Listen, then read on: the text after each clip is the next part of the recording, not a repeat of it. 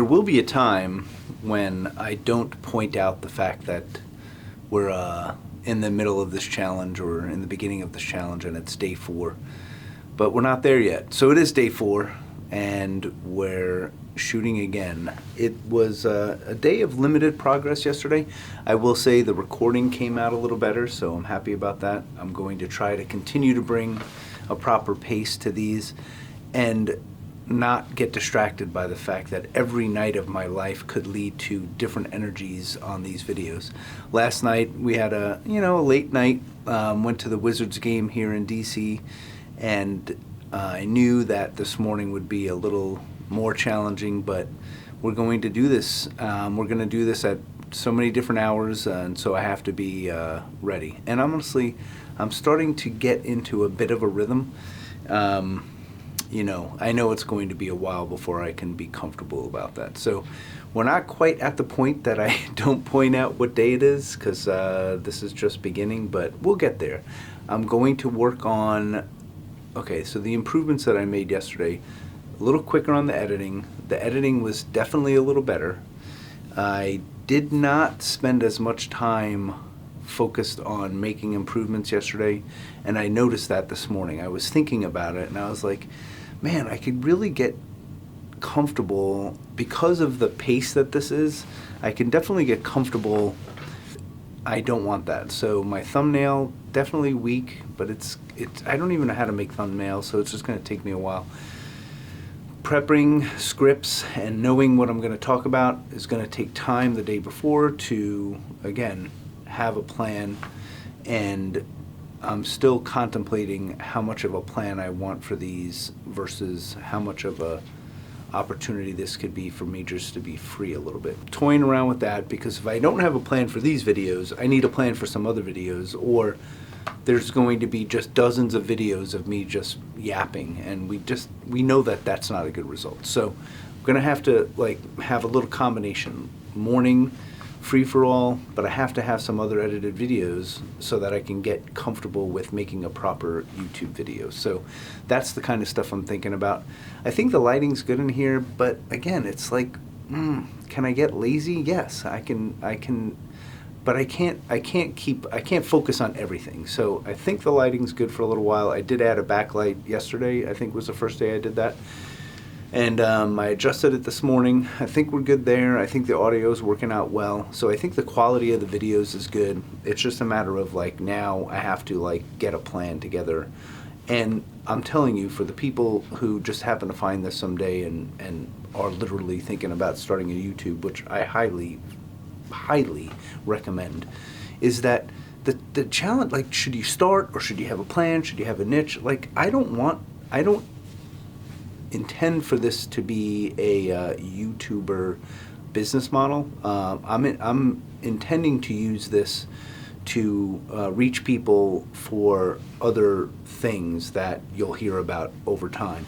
And so I need to be successful on here, because this is definitely a marketing effort for other initiatives. And so I do not want to treat it as a hobby, but I am also comfortable with the fact that I just needed to get started. So there's a real challenge. How much research should you do? How much should you know about your niche? How much planning should you do so that you start out of the gate getting subscribers and getting views and getting findable and all that stuff? I didn't do that because I found that I could research forever and not ever get started. You can't edit videos if you don't have videos to edit. I didn't know how to edit a video. I didn't know how to create a thumbnail. I don't know these things, so if you don't have them to do, you're not going to do them, and so I chose to just start shooting.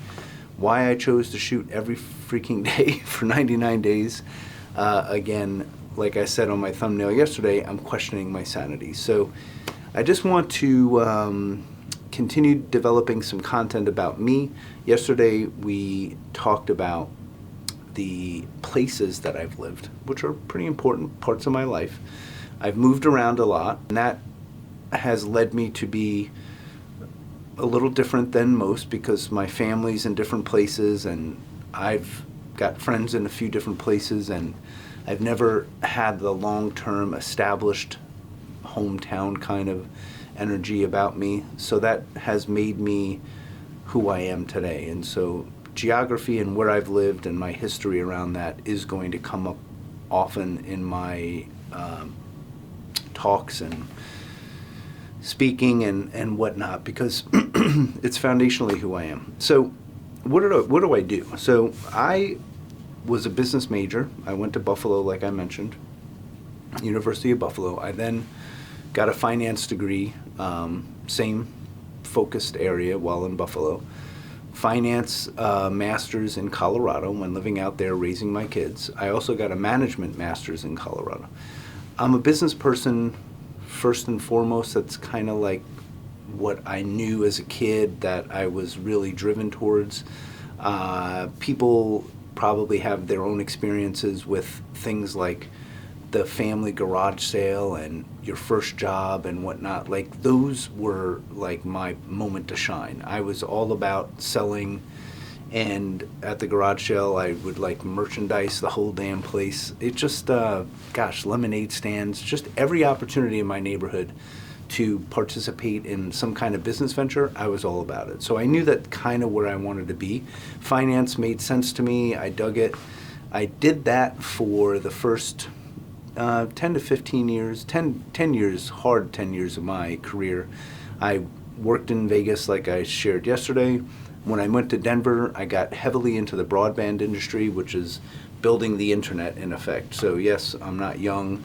I participated in building the internet, which is kind of funny, but for real. Like, we put the pipes in the ground that we all use today to get broadband to your homes. And that knowledge I gained doing that for Quest Communications, was the company that I worked for in Denver, led me down the road to coming here to DC. Along the way, between those experiences, I did some broadband video work before YouTube even existed. That is hilarious. And I also helped build a web medical distribution company, medical equipment distribution company using the web. And at the time, that was also novel. So all of my career has been around like the next thing, like pushing the envelope. So pushing the envelope on broadband, I was seriously into fiber and the speed and what the future looked like when we would get that in place around the world. And then, of course, using that to sell medical equipment, which was super helpful to people, and also to bring broadband video to organizations. And so that, the use of broadband and building it was my career. When I came to DC, it was to help build broadband networks for rural America. So they recruited me here to support a project, and it was to bring broadband to all parts of the country. It was during the Obama administration when we had a stimulus act to try to get jobs in the US, and it was 2009. So a critical moment in history when in effect the economic downturn of 2008, 2009 led me to come to DC to bring broadband to rural America and start jobs. So that's how I got here. I've been here for 15 years. I never expected it to stick. I thought I'd be back in Colorado doing some corporate stuff. Honestly, I had no idea what supporting the government even looked like when I arrived here. I'll be honest, I fought it for a little while. I wasn't really that guy. I really kind of was a corporate minded person, and here I was supporting the government in these missions that they wanted to accomplish.